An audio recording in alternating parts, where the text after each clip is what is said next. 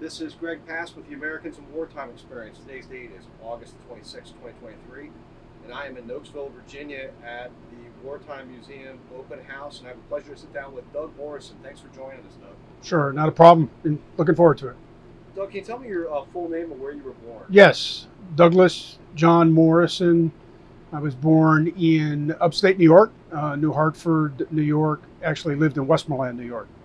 And you were a career military U.S. Army U.S. Army. officer, correct? Correct. So you've had a lot of places you've been. Can you tell me briefly the conflicts and operations you've been involved with? Desert Shield, Desert Storm, Sure. what else have you been involved with? Sure. Well, so Cold War initially stationed at Fort Riley, Kansas, and in 1990-91 we went to Operation Desert Shield, Desert Storm. And then in the 1990s, I deployed a couple of times to the Balkans as part of that peace enforcement operation, and then as a squadron commander, deployed back to Kuwait in 1999-2000 for the deterrence operation, Operation Desert Spring, deterring Hussein from his activities in the area. And then I was assigned to the Pentagon just before 9/11 and the attack there, and then was part of the Global War on Terror Planning Cell for a couple of years. Great. So let's back up a little bit. Sure. How many military veterans in your family? Yes, my dad was in World War II. He was in the U.S. Army. He was a corporal, non-commissioned officer, served for 4.5 years. And in many ways, that's probably why I chose the Army. Grew up seeing World War II veterans, Korean War veterans, and of course, when I was a kid, it was during the ramp up to the Vietnam War, and then of course the aftermath of that. And I applied to go to West Point, was accepted. Wonderful experience. I'd do it again if I could. All right. You got my interest now, West Point. Yeah. Tell me about some football games you went to. Oh well, I was actually a head football manager when I was a senior. Oh, really? Our claim to fame, if you will, was when I was a first year or senior, we tied 3-3 against Navy. Of course, Navy's playing Notre Dame today over in Dublin. We didn't have all those great opportunities. I think we only probably won a half a dozen games the entire time I was there. We were not very good, but we were 21-point underdogs in December of 1981. It was 3-3. We had a couple of opportunities where we could have actually pushed it across, but it was a victory in many folks' eyes because we were really underdogs. And I think the honor for me was, one, being part of a great group of guys, but also I got a chance to meet the Secretary of the Army, Marsh. John O. Marsh came into the locker room afterwards. Great American who just passed away, Carl Ulrich, who is the Director of Intercollegiate Athletics, brought him over to me for whatever reason, not sure why. I wasn't a player. I was too slow to play, Division I football, but brought him over to say that he appreciated my leadership. So that was one of those high points of being a cadet. What's that like being a cadet, especially involved with the athletic program, playing the Army Navy? I mean, what's It's something that you have to experience to march onto the field or be part of that game. It's now called America's Games. It's interesting for me as an older guy to see now all of the coverage, all of the pregame, all of that, and we didn't see that. And my first Army-Navy game, not long after the end of the Vietnam War. So, the country was a little different place then, and I had folks telling me, "Why are you going?" So.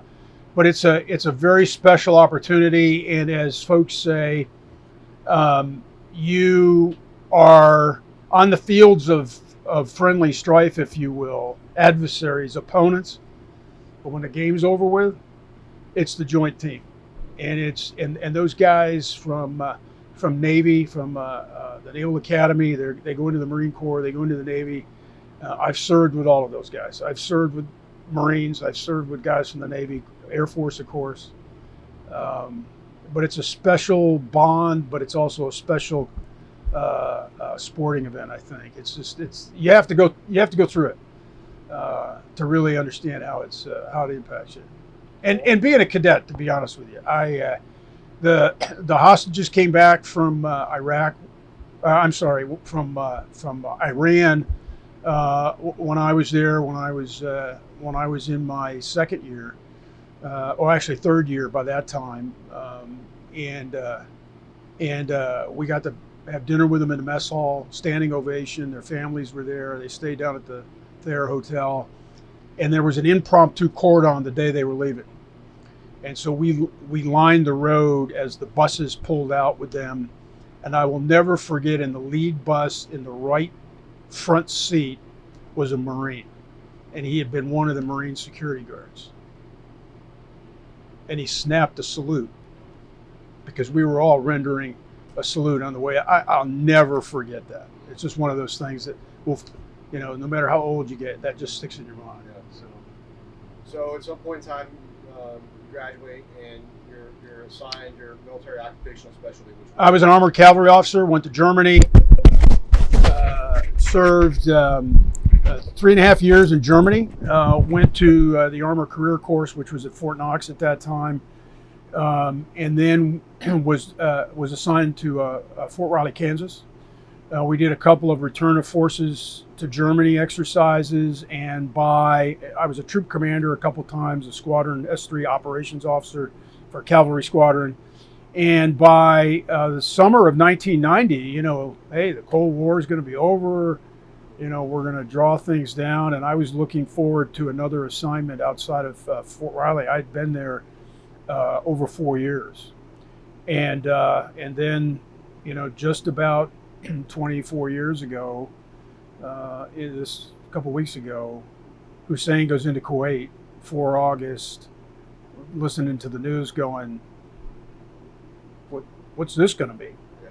And then President Bush, the President George H.W. Bush, says this won't stand. Deploying the 82nd Airborne, deploying the 18th Airborne Corps, and we start painting vehicles. We start painting green vehicles tanned. I'm sorry, which unit were you with at this point? 1st Squadron, 4th Cavalry, 1st Infantry Division at Fort Riley. Okay, so you guys are ramping up, ready to go. Did you go over on commercial aircraft? Yes. Very interesting experience. United was one of the flag carriers, 747. I was the aircraft commander.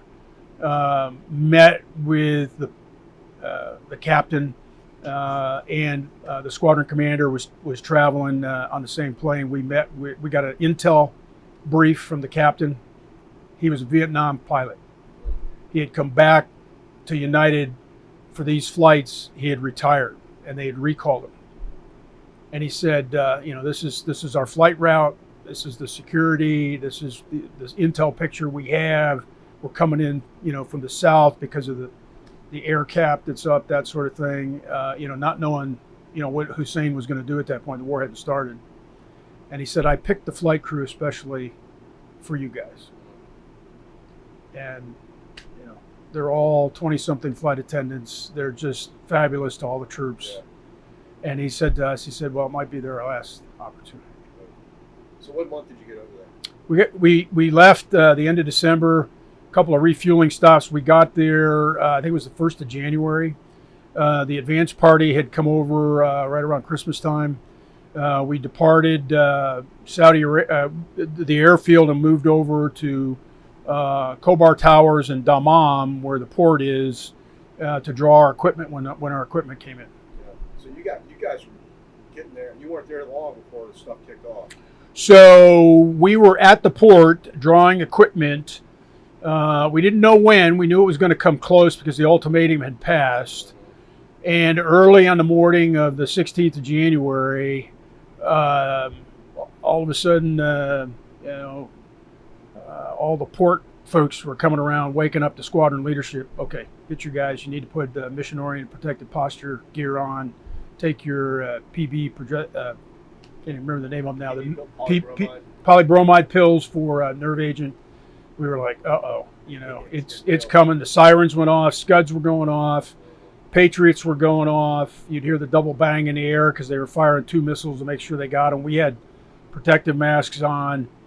And then once it got daylight, we started hearing the reports. We had some of our like I brought a shortwave radio along so we could pick up like the BBC and that kind of thing, because they didn't have infrastructure in theater, obviously. So we're listening to the BBC, and we're hearing that airstrikes had launched, Tomahawk missiles had gone off, and so we started moving equipment out into the desert. And as a troop commander, I was kind of going back and forth, with pockets of vehicles because, yes, I was a captain at the time, and we had 3 ground troops in the squadron, a headquarters troop, Alpha Bravo troop, then Charlie and Delta troop were air troops. So we had Cobras, attack helicopters, and then we had OH-58 Charlie scout helicopters, Loaches, and they would work in scout weapons teams. So you'd have a couple of scouts and a couple of guns, as we called them, going out ahead of the squadron, ground forces, scouting ahead. And so by probably around the 20th of January, so about 4 or 5 days after the war started, we had moved into our tactical assembly area, Roosevelt, and then we got the mission from division. The division commander said, "I want you out west of the Wadi Abatin. We are setting up log base Echo." Oh, okay. So the squadron commander, the squadron S3, S4, we all get in our Humvees and we start driving on the Tap Line Road, or the Trans-Arabian Pipeline Road, which is a dangerous, 2-lane road that all kinds of accidents with all the trucks and vehicles moving. We went west of the Wadi Abatin, and we linked up with the division's main support battalion, and they were out there all alone. I mean, there was nothing out there but maybe some Bedouins and camels. And so the squadron commander said, "Hey, we gotta get guys out here probably a lot quicker than we thought." So we moved out and we stayed on the screen line for probably, I'd say, roughly 30 days. They moved the ground war. Our mission for the ground attack, the ground assault, when D-Day H hour was going to come, we were already going to be across the berm. Our job was to secure the division, secure the engineers as they breached the border berm, and then once they did that, we would move to the other side, occupy a screen line in front of the division as the brigades came in to set themselves for the attack. And then about 48 hours or so before that, division decided they were going to pull us back. And they gave us about 24, 48 hours to kind of rest, refit, get our stuff back together again, do maintenance, make sure our ammo upload was correct. And then we moved back up, passing through the 2 brigades that were there to move through the breach and move through to the other side. Artillery was firing, of course, on the first day, and the division commander decided that he was going to move up the assault. Originally, there was supposed to be a longer prep time. We were supposed to do the breach at night, and we actually did it in daylight. In the middle of the afternoon, it was around 1300 hours. Kind of a surprise to all of us. So we launched through, and I remember the first night, it was a little eerie. We sat up on the other side. The brigades had come through. We set the screen line in front of the division, and we had 1st and 2nd Brigade set, and we were going to pass through the 1st UK Armor Division. But it was eerie because, artillery was going off, you'd see flares going off, and it was just eerie. We dug foxholes, we had taken prisoners as we went through the breach. And then the next day we passed through the 1st UK Armor Division. They passed through and hooked a right, almost a 90-degree turn. If I remember right, they were going after the 12th Iraqi Armor Division. And then the division commander, General Rame, who just passed away a few months ago, General Rame was in contact with, obviously, the Corps, 7th Corps, 7th U.S. Corps, talked to General Franks, who was the Corps commander, and said, "Hey, I think we need to get the 1st Infantry Division up so that we, can fulfill the contingency plan to attack with basically 3 divisions abreast, into the Iraqi Republican Guard, which was sitting on the north part of Kuwait, Iraqi border, kind of sitting just east of the Wadi Al-Batin. So we did that. The squadron, the 1st Squadron, 4th Cavalry, we worked for every brigade in the division. 1st and 2nd Brigade, 2nd Armored Division Forward, which was a brigade out of Germany, was attached to us. So we had 3 heavy armored brigades. And that means, we've got more M1s than we do Bradley fighting vehicles. And then we, at one point, screened the flank of the division going into Iraq. And probably the other memorable part of it is when we did the passage alliance through the 2nd Armored Cavalry Regiment, which was in contact with the Talakana Iraqi Republican Guard Division. And we did it at night. And I had just pulled into position, artillery was kind of going off. Bradleys are engaging tanks. We had an advantage with our thermal sights to knock out T-55, T-64, or T-62, T-72 tanks. And the Bradleys are engaging the Soviet. We killed T-55s with Bradley 25 millimeter depleted uranium and tow missiles. Our M1A1s were killing anything they saw out to 3,000 plus meters. T-72s, depleted uranium round. The first time we'd ever fired, we called them silver bullets. We did some initial firing when we got in country, and the difference between that and a training round was, it was amazingly discernible, if you will. Yeah. The crack, the high pitch, and when they fired, we were taking APFSDS, armored piercing fin stabilized, depleted uranium rounds going through the front, out the back, taking the engine out the back and popping the turret off. It was insane. We believed in our equipment, but we were to a certain extent surprised at how well we were able to take them down. And of course, we trained to fight the Soviets in Germany. So in a way, it was a war that we had not prepared for to fight in the desert, but it was the war we executed our doctrine of air-land battle, which was a air-ground team. And then after we passed through the 2nd Armored Cavalry Regiment, we made the run in front of the division to cut the Kuwait City-Basra highway, the highway of death, as people call it.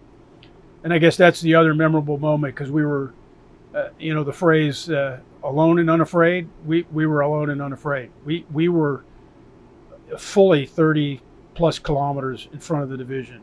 We loggered, if you will. We circled the ground troops, brought in the command post. We circled the road, oil fires burning. We captured close to 8,000 Iraqi prisoners. Our contact with division headquarters was from us on the road back to the main operations center, which was a couple of kilometers set off from us, because they had better comms back to the division. And I remember coming up to the squadron commander and his Bradley, and I said, "Hey, sir, what's the deal?" He goes, "I don't know. We're out here. We're ready to go north if we have to." But we had Apaches. We knew we had Apaches in support, and we knew that the MLRS could reach us. But we were kind of outside a tube artillery range. And then the next day, of course, was the ceasefire, 28 February. Next day after that, or later that day, went north to occupy Safwan Airfield for what became the ceasefire talks. And there's a picture of the late General Schwarzkopf, myself, Mike Bills. We were all captains at the time. Mike Bills, he retired as a Lieutenant General, 3-star, and Ken Pope, another troop commander. We're standing in front of a Bradley with the sign of the 1st Squadron, 4th Cavalry. We secured Safwan Airfield, and I hope you have that picture, Fran. Oh, I do. I do. And what was strange about it is we thought, ceasefire discussions, what's your historical reference? Oh, obviously this is going to take, and of course, the Iraqis didn't send Hussein. They sent a 3-star general. He agrees to everything. And so everybody's leaving. And so the assistant division commander, Brigadier General at the time, Carter, he retired as a 3-star. General Carter calls Mike Bills and I over and he goes, "Hey, we got all this food, that we were here, we'll ceasefire, we'll turn that over to the squadron." We're like, oh man. I mean, we're talking A rations, we're talking ice cream, steak. We'd had MREs for like a month and a half. So, all right, this is gonna be okay. And he looks at Mike and I and he goes, "Hey, and by the way, why don't you go over to the Division Forward Tactical Operations Center, the TAC. So you can call home." We're like, "Call home? Oh, this will be interesting." And so we go over to the Division TAC, and there's a non-commissioned officer there. He says, "Sir, how can we help you?" I said, "Well, General Carter said we could call home." "Well, sir, not a problem." And he had an Inmarsat, big yellow Inmarsat satellite box. Screws a little antenna in on the top, picks up the receiver and goes, "What number do you want to dial?" I was like, "Heck, I don't know. My home phone number in Fort Riley, Kansas." Okay, punches the number in. Probably one of the strangest conversations I've ever had with my wife. She picks up the phone. She'd been watching everything on TV. "Hello? Hey, yeah, I'm calling you from Safwan Airfield." Okay. "Hey, how are things going?" "Oh, we were just watching on TV." "What are you guys?" "Oh, well, we're here, on the airfield." Okay.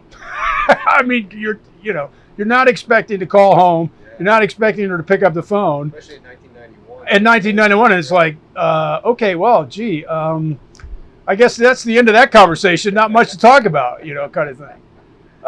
But it was very interesting being there at Safwan Airfield. Tom Brokaw, got a chance to meet him, talk to him. A couple of other reporters from CBS. They were wandering around, talking to soldiers, talking to leaders. After that, we stayed up there till probably about 14 March, I think. Uniforms covered with the oil rain. Were you guys in MOP? We were, and then took it off and stayed in our camouflage, but it all turned, everything turned black. It was like, your hands turned black, your face turned black, and then the oil rain was just, you'd see droplets fall on the windshield of your Humvee, for example, and it was like, you're wiping oil. And I remember writing a letter to my dad, World War II vet, and I said, "Look, looks like we're not going to Baghdad. I think we're going to be back." That's 1991, and 12 years later, I got back sooner than that, 99, 2000, on the deterrent operations, but we ended up going back in 2003, of course. And so then we went back into Kuwait, refit, and then the Corps ordered the squadron back on what was then called the military demarcation line. And we went up to Al Nazariya and set up a screen line, traffic control points, checking. And basically, the Shia were moving around. They were glad we were there because we chased, all of the Iraqi military was north of the military demarcation line. Sad part about it was we were watching what they were doing to the Shia north of the military demarcation line, because not realizing, the implications of, you can fly your helicopters because the lines of communication, bridges are down, comms are down, okay, we're not going to Baghdad, you've got to control your country, we understand Iran's over here, kind of thing. Well, what they did is they were flying Hind helicopters. They were flying attack helicopters. We watched them. I remember calling the squadron headquarters and saying, You saw Hind? Oh yeah, I said, I got a Stinger team here. Am I clear to engage? And they said, stand by. Yeah. What's it like seeing one of those beasts in the air? It was sad. Mm-hmm. I mean, we were going to take them down. And then the word came back, they'd gone all the way to, CENTCOM headquarters. And they said, negative, weapons tight. Watch them fly. And we could talk about the implications of all of that when I later served on the Joint Staff after the attack on the Pentagon, because there's some assumptions that were made in that 2002, 2003 time period that I just kind of sat there as a strategic planner by that time, saying, "Hey, I'm not so certain that what you think is going to happen is going to happen," and it kind of paid out that way. So anyway, we were up on the screen line. I want to say it was till about, well, it was after Easter. I know that. I can't remember what Easter was that year, but it was probably 15, 20 April. And then we went back into Saudi Arabia to turn our vehicles in. Did you guys go back to Kobar? Yes. They, of course, the infrastructure by that time was, was just, it was completely different. You had Wolf Burgers and French fries and movies and ice cream, and it was 2 weeks of getting fat before you went home kind of thing. Yeah.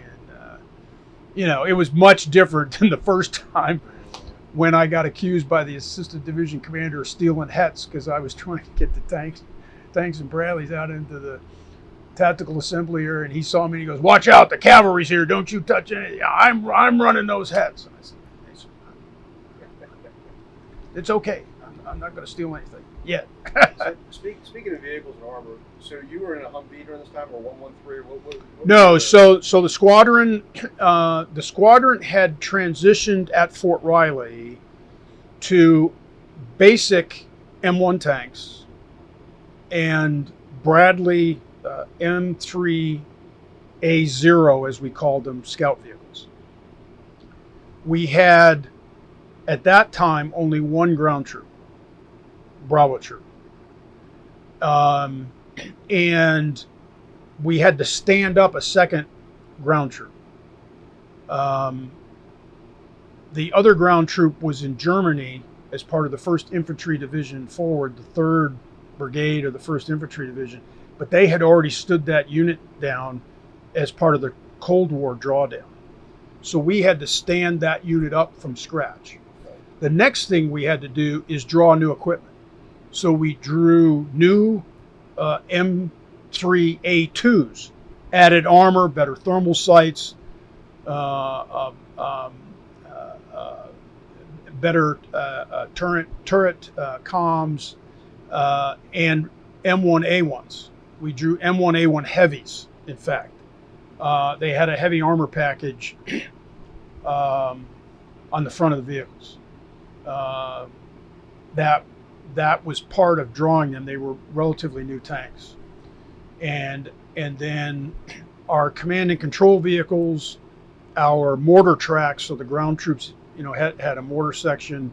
Those were all in 113 type vehicles. We had full up HEMTs, both ammunition and fuel. We had Humvees that were relatively new because we had drawn them, a year or two before. We had brand new M98 series, 980 series 5-ton trucks. So we got rid of all of our deuce and a halves, got rid of our old 5-ton wheeled vehicles, M88, M883 series 885, I think it was, or 895. Recovery vehicles, M88A1s, and then the helicopters were upgraded with the latest avionics for Cobras, 58 Charlies, night vision goggles. We went to ANVIS 6s and PVS 7s, which were a better quality than the PVS 5s. We drew 9mm instead of 45s. We got issued M16A2s instead of the old A1s. Additional machine guns. We filled out our MTO, Modified Table of Organization of Equipment. We also received navigation devices. The aviation got LAN, the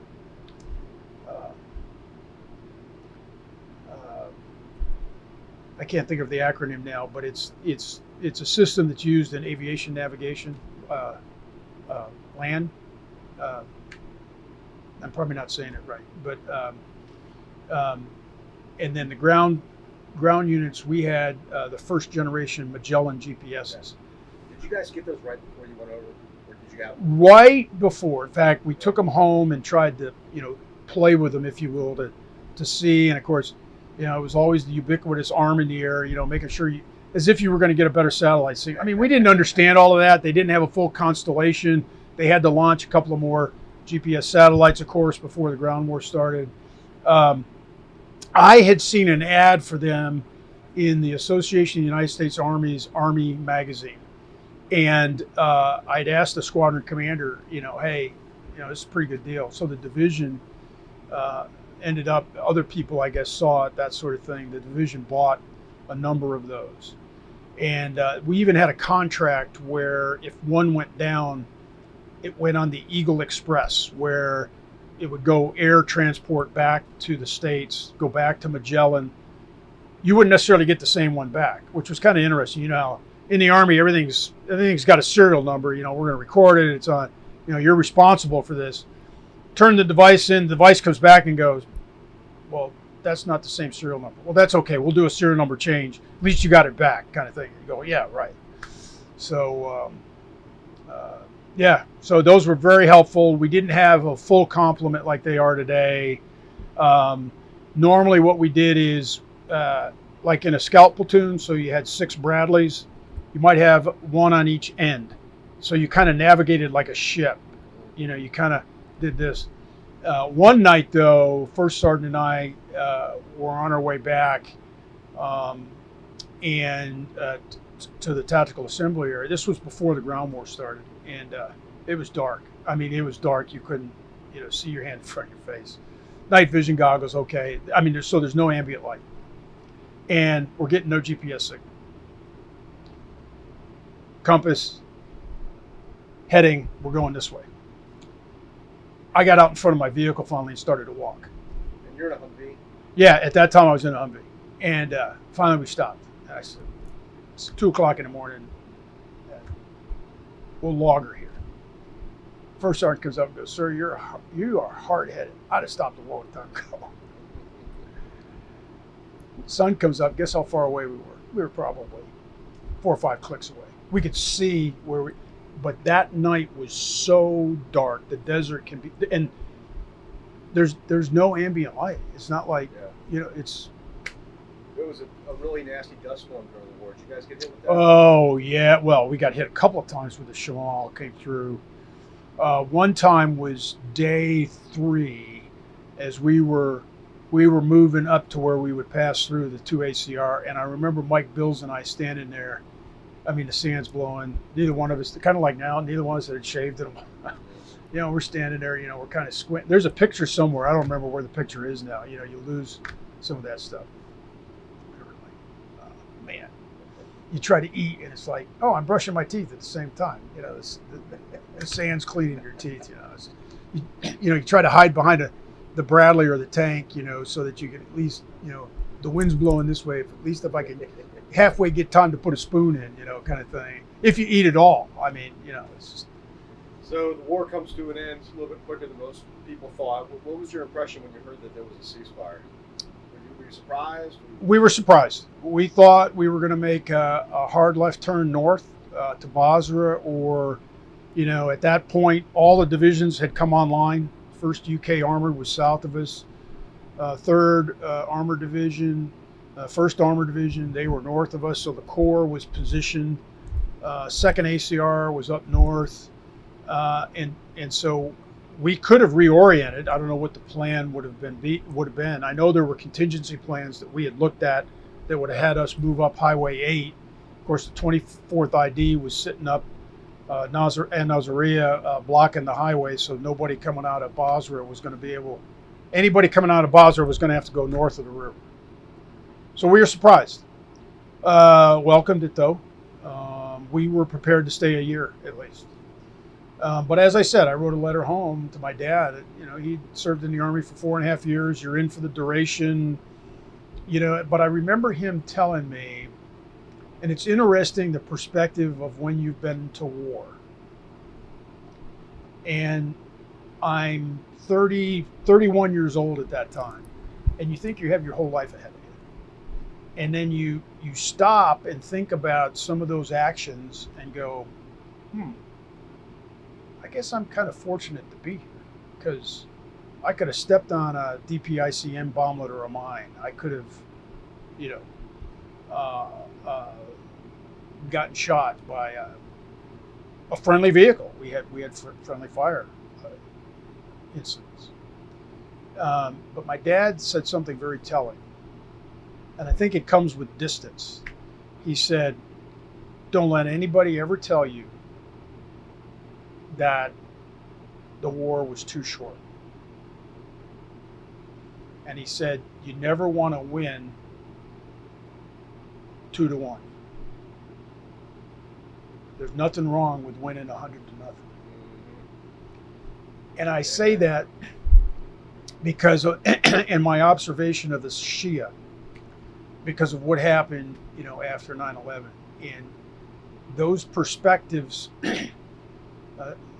as an officer who has led soldiers whose family was briefed that the division was fully expecting 20% casualties, and the squadron was probably going to be combat ineffective because it was going to sit under Iraqi artillery fire for at least 24 hours.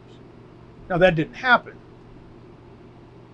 But your wife is briefed as part of the still new at that time family support groups that she's going to go with a chaplain and a casualty assistance officer to do the notifications. Now, she's not even 30 years old. Well, I'm glad you brought that up. So, it's funny when people think of Desert Storm, they look at it through the lens of knowing what they know now versus what we thought was going to happen. Can you briefly explain why we thought it was going to be a bigger war? With the fact that they had a very large army at the time, they had more combat experience. Can you put whoever's watching this, let them understand how significant of an attack that was against pretty much a formidable foe? At least we thought. Yeah, so that's a good question, and it's important from a historical perspective to have that time and distance, if you will, because at the time we knew that they were vulnerable, that their activities against the Iranians for almost 8 years had been similar to Soviet tactics in terms of how they would echelon their forces. But their application of the doctrine was not professional, if you will. But they were fighting the Iranians who, given what had happened to that country in terms of the revolution, the Shah, the purging of the officer corps, those sorts of things. I mean, yes, he used chemical weapons. So we had to be ready for that. We knew he had WMD. Now, what's interesting is after the war, we didn't realize how much he had. We didn't realize the capabilities that he had been able to develop.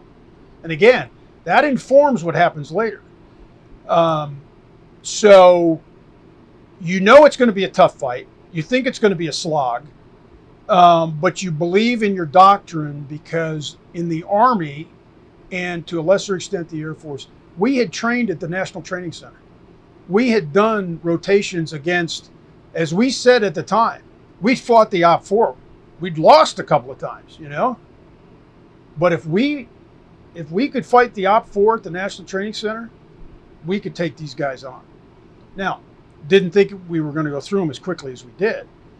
But part of that had to do with the plan and the fact that he continued to shift his defense farther to the west, which meant that we were stringing him out. And he didn't have, if it was just Kuwait, as the Marines found, that was a tough fight. And they even hooked a little bit to the left along with the Arab Corps, if you will. But that was still a tough fight for them. Those minefields were denser in the east than they were out west. So we executed our doctrine that we were trained and ready for. We had a professional non-commissioned officer corps, and we confirmed and affirmed what the Army leadership had done since the Vietnam War had ended in 1973. So 50 years this year, the beginning of the volunteer army, no longer the draft. And we had a professional, capable, trained, ready to go force. Many of us hadn't seen combat before, but our senior leaders had, division commanders had, the assistant division commanders had, some of the brigade commanders had. And so we were comfortable in that, and we followed orders. We said, okay, fine. President said, we're going to stop here. Okay, they know better than we do. Wants Iraq as kind of a counterweight to Iran. Okay, that makes sense. We've got the Kurds now secured in the north. We've got this area north of Basra kind of set up as a demilitarized zone. So, you know, and we liberated Kuwait. That was the objective. And the Kuwaitis were ecstatic to see us. Fast forward, 1999, I deployed with Task Force Gary Owen as a squadron commander. I had, at that time, then 3 ground troops with M3A2 scout vehicles, M1A1 Abrams. I had an infantry company. I had an engineer company from Fort Leonard Wood. I had a 155 battery out of Fort Sill, Oklahoma. I had almost 1,500 soldiers, men and women.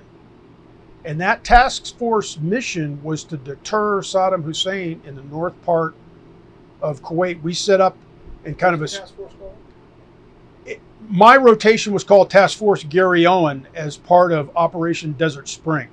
So General Zinni, who was the Marine 4-star, who was the commander of CENTCOM at the time, had, I believe in 1998, during the war in Kosovo, he had operationalized the deterrent mission because there were a number of provocations. There was Operation Desert Fox 1, Desert Fox 2, where we went after 88 air defense missile sites. And he frankly was getting a little tired of Hussein and his provocations and his feints toward Kuwait. And so what he wanted was an armored task force, basically a tripwire. And we would sit there. If the attack came, our job was to let the Kuwaitis fight. But basically we were going to sit up just north of Kuwait City and handle those avenues of approach coming in. And basically, depending on how things went, we were kind of relying on the Air Force and the Navy to provide the firepower. Because if they broke through the Kuwaitis, you know, it was us. And we weren't going to fall back. Let's go back to 91 real quick. Yep. Tell us about your homecoming. The 6th of May, we got on an American West plane. They let us put a unit sticker on the side of the aircraft. We had a great flight crew. They welcomed us back. Movies, and we landed at JFK to refuel before we went on to Topeka to Forbes Airfield and to go home. So by that time, we were able to communicate better with home, that sort of thing. And so my wife knew that we were going to JFK and about the time we were supposed to land. And so the refueling took a couple of hours. You know, there were some custom things because we had landed. And the squadron commander, division commander were on the plane. And they said, we can let the troops off. My mother-in-law and father-in-law decided they're going to come to JFK. So, and it's funny family lore now. Here comes Mike Bills again. He's like a brother to me. Mike and I are standing there. We're standing, it was a bar. You know, JFK's changed since then, but we're standing there. Troops are all there. And here comes this redheaded Irish lady and my father-in-law trailing behind because he's not running. She's running across. You know, she's going crazy. Squadron Commander Bobby Wilson looks over and goes, who the heck is that? I said, that's my mother-in-law. That's Helen O'Connell. She comes over and gives me, oh, big hug. My father-in-law, Ed O'Connell, he comes over. Everybody's, oh, wow, you know, and she's, you know, congratulating all the troops, and just. But it was kind of funny. Here's my mother-in-law. My father-in-law is driving 90 miles an hour down the down the Henry Hudson, the Roosevelt Drive, the Major Deegan. She comes running through. Security's not what it is now. She comes running through. I got to see my son-in-law, kind of thing. So landed. My little daughter was there in her red and white dress. She was about 18 months, or no, about 20 months old. My wife was there, and the division commander was there, so we uncased the colors. And there's a picture at home of us. My wife's gave me a big hug and that kind of thing. So we stayed at Fort Riley until October. Moved to Leavenworth. I went to Command and General Staff College. Went to the second-year program, School of Advanced Military Studies. They sent me to Korea for a year. I was the chief of war plans there. That was my comment earlier when I said we almost went to war in '94. I got there the 25th of June, and the division was on alert. And the division commander at the time told me, he said we were within about 24 hours of President Clinton at the time was going to go after the nuclear site up north at Yongbyon. Came back, went to Germany, deployed to the Balkans a couple times, went to Fort Stewart, commanded 3rd Squadron, 7th Cavalry, a squadron commander. What year was that? I took command in '99, and then in late '99 and into 2000, that was Task Force Gary Owen. Is that 3rd ID then? Yes, 3rd Infantry Division. Yeah, correct. 3rd Infantry Division at Fort Stewart, 3rd Squadron, 7th Cavalry, and then I was the Division G3 or Division Operations Officer for Task Force Eagle in Bosnia. We got Saddam Hussein got him on the mind. Slobodan Milosevic. We brought him and sent him to The Hague. At the end of that, or toward the end of that deployment, I was reassigned to the Pentagon to J5 strategy. I got there last part of August, which was right before 9/11. It was eerie because everybody said, "Oh yeah, go to the Joint Staff. That's an easy job. You're going to go to the gym. You'll be able to play golf." Yada, yada, yada. And they flew into the building. And when I went to work I think it was the following Monday, because of the damage to the building and everything and the evacuation, they only had essential people, like my division chief. We had to call the Army Ops Center to say, we're okay. Because you were in the Pentagon. Yeah, and so you had to call in and say, I'm okay. So where physically in the Pentagon? So I was on the other side of the building.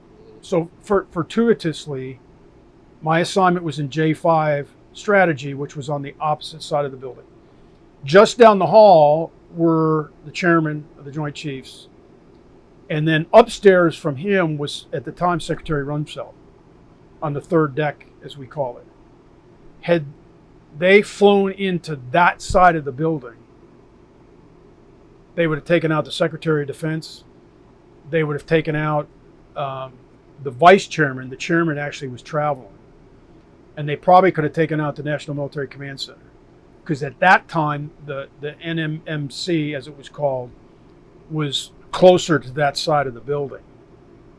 It was not in the basement, so it was not secured. And so I was fortunate. I actually was, quote unquote, not in the building. I was actually out of the building. And so you were told to evacuate. And what do you mean you weren't in the building? I wasn't in the building that day. Oh, okay, gotcha. I had just gotten back. I had to go through training, certification. They had to tell you how you do a staff packet. I think I went over to the Defense Acquisition University. It was over at Fort Belvoir. And they said, okay, this is how you're going to be a staff officer in the Pentagon. I was like, do I really have to go through this? So how did you find out about the attack? Oh, people were, oh my goodness. Yeah. They flew into the Trade Center. That's got to be a terrorist attack. The building's been hit. And everybody's evacuating at that point. And so on the phone with my boss says, go home, stay at home, wherever you are, stay at home. And I'll call you. I'll get back in touch with you. They've ordered everybody out of the building. And I said, are you sure? He said, no, we don't want you to come back into the building. You just stay out of the building. We're evacuating only essential personnel, the National Military Command Center, that's it. And I had to call the Army Operations Center. And they took your name, at the time, of course, Social Security number. Now we call it DOD number. You tell them who you were, where you were assigned, and where you physically were. And then my boss called and he said, okay, your job has changed. I can't tell you over the phone, but you're going to be doing something when you come back. You're not going to be doing what we told you were going to do. So when I came back to work, he said, okay, you are going to be on what's called the SPC, the Strategic Planning Cell, or the Special Planning Cell. Our job is to plan the response. So we did what we were trained to do as a planner, set up. 05, 06? I was a lieutenant colonel at the time. And my boss was a colonel. So we started, what's as we called it, the mission analysis. Who's the enemy? Well, we knew Afghanistan was, as we put it, kind of above the cut line. So they weren't number one. They were above number one. We knew they were the target, right? The second one, based on the threat, was Iran. We knew that they were state sponsors. We looked at anybody that had WMD and that had supported terrorism in the past. So immediately, it's Iran, it's North Korea, it's Syria, it's Libya, it's Iraq. So we rack and stack them. And October 7th, close hold, nobody knew. I didn't even know. We were doing all the planning. It was very close hold. And the Spec Ops guys went in to the Northern Alliance to Afghanistan. And we kept the Special Planning Cell up until, if I remember right, it was probably after Operation Anaconda, which I think was in January or so of 2002. And it became no longer special. They brought people in by that time. So after the attack, it was about 5-6 months later. So they were bringing people in. They got some non-commissioned officers, administrative support, that sort of thing. Brought in a General Schlosser, who was a brigadier. I think he may have been a colonel promoter, or he may have been a brigadier by that time.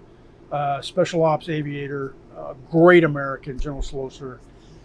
They brought him in to be kind of the director of this now put together cell that would be more permanent. And I went back to my job in the Deputy Directorate for Strategy, Plans, and Policy.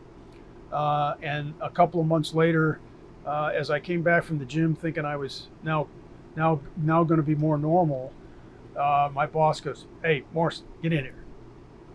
Great. What did I do now? And he goes, "Here."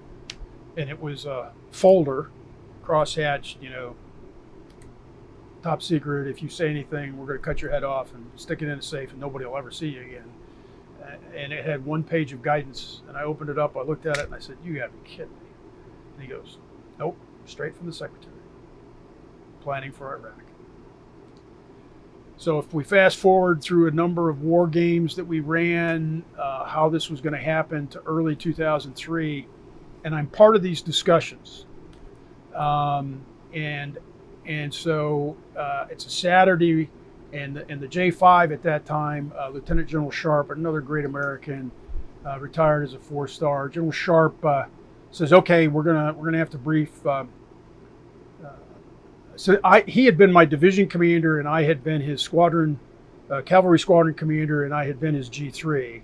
So I was kind of his go-to guy in J5. He said, "Hey, Doug, come here. I need you to put this together." Da, da, da, da. Just a great boss. And he says, "We're going to brief the secretary." I said, "Okay, sir." He goes, "You're coming with me." And I said, "Sir, you sure you want me in?" He goes, "You're coming with me." So we go upstairs, we're walking down the hallway, and everybody had kind of heard, Secretary Rumsfeld, that sort of thing. So I said to him again, I said, "Sure, sir, you sure you want me to, He goes, "You follow me." Walks in the door, Lieutenant General Branch Craddock, another armor officer, so Sharp's an armored cavalry guy, Craddock's an armored guy, and I'm right on General Sharp 6 o'clock. He walks past, he goes, "He's with me." Craddock looks at me and he goes, "Oh, armored guy." I said, "Yes, sir." I go in. So I start going into all these briefings, and I'm struck by the fact that the Deputy Secretary Wolfowitz, for example, the Undersecretary for Policy, Doug Feith, they're assuming things like, well, the Shia are going to think that, we're liberators. And I'm sitting there saying, I'm not so sure about that, because the last time they rose up, we didn't help them. I remember being able to shoot a Hind helicopter, and we didn't. And Hussein was killing them around Nasiriyah in southern Iraq. So I'm not sure they're not going to come help anybody until they know Hussein's gone. And then there was, it's, we can do this. This will be easy. Easy? I'm not so sure about how easy you think this is going to be. The CENTCOM plan had called for almost 500,000 troops. We're going to have to secure the country. Oh no, you Army guys don't. You Army guys don't understand this. This is different. I said, oh, okay. I've been doing this for 21 years at that point. Yeah, okay. I'm just simple cavalry guy. I'm just simple lieutenant colonel, promotable by that time. It's okay. So we make up all these things. We drop leaflets. We're calling. We got cell phone numbers. They don't believe it because they think it's Hussein testing their loyalty. We're scared of him because we think he's all that WMD that we found after 91. Well, has he still got it? Is he? And it's in some sense it's a facade. He's in a tough neighborhood. He's got to project strength, right? And he's a counterweight to the mullahs, the ayatollahs in Iran. So, you got to understand kind of the greater. And I had a guy ask me, it was right before the ground war started on the 15th, I guess it was. 15th? 16th? Gosh, I can't remember. But he said to me, he goes, so what do you think? And I said, I'm not sure I understand it. I said, we got this guy in a box. We got Afghanistan. We got to secure and build whatever's going to happen there. I'm not completely certain that democracy is. This is a tribal. You got to understand this the society that you've kind of jumped in the midst of. And I said, I'm not sure about this, unless there's somebody on the inside. Maybe it's from the Brits. They got somebody that's telling them where the WMD is, where all this stuff is. But I said, I don't get it. We own almost half his country. We got a no-fly, no-drive zone in the south. We got the Kurds in the north. He can't, pardon the expression, pass gas without us knowing about it. So the attack goes forward. Monitoring operations day to day as part of this, at that now called the Iraq Planning Cell, the IPC. And General Sharp, it was early April 2003. We were closed in on Baghdad. Jessica Lynch in the was it 107th Maintenance Company, I think it was. Don't remember exactly. The maintenance company made a wrong turn. They prisoners of war, all the rest of that. And so there's a lot of stuff in the press and people, and so again, it's early April and 3ID's in Baghdad. And so it's a Saturday briefing. Again, I'm the lowest guy in the room, like sitting here. I got my chair all the way against the wall. Where you are is like where Secretary Rumsfeld is. General Sharp is here. General Pace, the vice chairman, the chairman, General Myers, Wolfowitz, Feith, the room's packed, right? And we're going, through the brief, and Secretary Rumsfeld, who's passed away now, as probably everybody knows, at that time he says, "So, what are we worried about the 3rd Infantry Division for? They don't need to be relieved. They haven't had a tough fight of it. They're still in really good shape." And as he paused, I said, well, sir, you're wrong. And the whole room just went quiet. There's this lieutenant colonel who's opening his mouth. And I had worked for General Sharp, God bless him, and he just kind of bent his head over. And I had seen this little smile that comes on his face before. And he kind of leans over and he kind of smiles. And the smile basically was, okay, you came off the porch with the big boys? Go right ahead. So I laid out what I knew, what I thought. And the secretary said, okay. And the meeting went on. And so I figured, man, I'm like, I'm done. And I said something to General Sharp. He goes, no. He said, I've seen this with Secretary Rumsfeld before. He said, had you not had your you-know-what together, he's been all over. But if somebody stands up to him and has their stuff together, he doesn't smell blood in the water, you'll be okay. Now, his management style was not one that I would copy, but he had some great ideas for the joint force. But General Sharp told me, he goes, no, had you just kind of fumbled in front of him, it'd have been all over. So anyway, that's all over with, I think, looking back at Iraq and Afghanistan, I think about it almost every day now. For a long time, I thought about it every day because I felt that as a staff officer, I had let those 4,280 or so casual deaths in Iraq, I had let them down. As a staff officer, you have to make sure that the leadership has the information to make the decisions that they need to make. And I had someone tell me, they said, no, political decisions are being made. And you present your best military advice, and then they go with what they want to do. And one only needs to look at what happened, a year ago this week in Afghanistan, trying to pull out of Karzai International, and but it still is. It weighs. We could have done better, and that doesn't mean anything from a negative sense to all those troopers that served that we lost, all the civilians that served, and some that we lost, both in Afghanistan and Iraq. I mean, those decisions were made, and from a military standpoint, we executed the mission we were given. But it's one of those things I won't forget. Let me ask you this.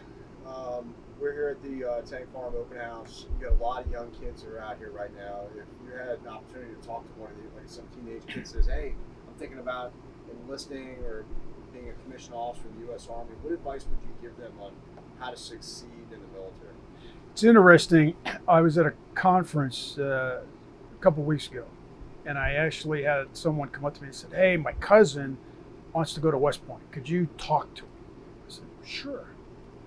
I do that for Congressman Whitman, his Service Academy Advisory Board. I said, sure, not a problem. What advice would I give for them to be successful? I'd answer that kind of in two parts. If you want to serve the nation and you want to join the military, you have to do it for the right reason. You have to do it for yourself. You can't do it for somebody else, because there are hard days. And some days are really hard. What I call the buckle your chin strap days. And so you got to be able and be willing to do it yourself. But you are part of a small group that's willing to volunteer. And so my hat's off to you. The second thing I would tell you to be successful is stay focused on your objective, whatever that may be, whether it's to be a commissioned officer, whether it's to be, an enlisted soldier, do 4 years, you're going to get out because you're going to go to college, or whatever it is that you have focused on from an objective standpoint. What is that objective that you want? Meet that objective, strive to meet that objective, Because the only person that's going to hold you back, it's not going to be a drill instructor. It's not going to be a first class cadet at West Point or wherever. It's going to be yourself. You're the only one that's going to hold you back from grabbing that, whatever that objective is. And I think the third thing is you need to be a master of your craft. When I was a commander, I was selected to command from brigade down, and for family reasons decided to retire rather than to continue in the military, to retire. And I always told my subordinates, you have to be, again, armored cavalry parlance, you got to be ready to strap on iron. You got to be a master of your craft. Whatever that craft may be, whether you're a pilot flying an Apache, you're at the time flying Cobras in 58s, Blackhawks, Bradley crewman, tank crewman, whatever your scout squad, whatever your craft is, whatever formation you are responsible for, whether you're a squad leader, whether you're a platoon leader, a platoon sergeant, first sergeant, whatever that is, you have to be a master of your craft, and you will be successful. And I guess the only other thing, because it's kind of come up with my daughters, we have 3 daughters, good leadership in any situation will make that situation either wonderful or bearable, depending on the situation. Bad leadership can make any situation a real challenge. And it's all about leadership. Last question, and this one's a doozy. So, obviously we're recording this interview, and you're going to receive a copy of it and instructions on how to submit it to the Library of Congress for the Veterans History Project. It's going to sit in Washington, D.C. theoretically for as long as we have a country. So maybe 100 years from now, when your great-great-great-great-grandkids might stumble upon the video, what would you want them to know about your service to your country? Yeah, that's a doozy. I think it comes down to 3 things. This country offers such a great deal to anyone who comes here, whether it's our citizens or those that want to come here. It truly is the land of the free. We have freedoms. We have a system of government that no other country has. And in order to keep that, it has a cost. And your great whatever grandfather, my father, was willing to do that. And your great me was also willing to do that. You have to be willing to stand up. If something is worth your life, it's pretty important. It's a pretty valuable thing. Our freedom is very valuable, and you can't take it for granted. I think the second thing is that when you do that, you are going to have folks in this country who are going to disagree with that. And what do I mean by that? I remember my father watching demonstrators against the war, those demonstrating against the war in Vietnam, and they burned the American flag. Now, to his generation, that flag meant something very, very important, and that's very hard. But when you serve, that right to burn that flag is enshrined in our law under the First Amendment. You can do that. And I've told people who would say, I can't believe this war in Iraq, it's immoral, this, that. I said, I raised my hand so you could say that. I may not agree with you. You burn the flag. I don't have to agree with you. But I am willing to raise my hand and I'm willing to die for your right to say that. That's the valuable part of our freedom. We're willing to die for those we may disagree with. And sometimes I think that has gotten lost on our population, and those that serve kind of understand that. We take an oath to the Constitution. We don't take an oath to a president or a king or a queen or a prime minister, or we raise our hand, and it's to support and defend the Constitution of the United States against all enemies, foreign and domestic. And that doesn't mean we have to agree with what people are telling us. It doesn't matter the political party. They could just say, well, we think you're wrong. I got that. That's not where my decision space is. So to those in the future, freedom is worth dying for. It's what we have to do, because it's not free if we want to keep it. Second, those that defend the nation defend it not for any political reason. They raise their hand to that Constitution, that living document that is that freedom. That's where the freedom is enshrined, even though there may be disagreements in the public. And then the third thing is your great or whatever, me, I at one point in my life kind of looked at things: God, country, family, self. And sometimes that's hard. It's hard to leave your family. It's hard when you don't know if you're going to see them again. I remember December day, I was the aircraft commander, so I was the last one to get on the bus at Fort Riley at the Army Airfield, Marshall Army Airfield, to go to Forbes Field, right? And my wife and my just 13-month-old daughter were standing there as I was the last one to get on the bus.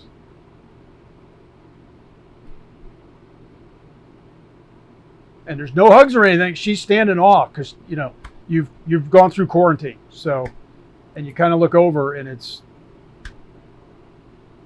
I'll see you when I see you, kind of thing. And then, as you noted earlier, it's not like it is today with the cell phones, sat phones, email, chat, all of that stuff. It was the last of the old, you got to write a letter. You may not hear from me for a while, but then you're living 24/7 news on TV. Kind of thing. So those are kind of the three things. I don't know if I rambled a little too much, but on behalf of the Americans in Wartime Experience, I thank you for spending time with us today, and more importantly, thank you for your service, Doug. You deserved it, sir. Well, the American people deserved it.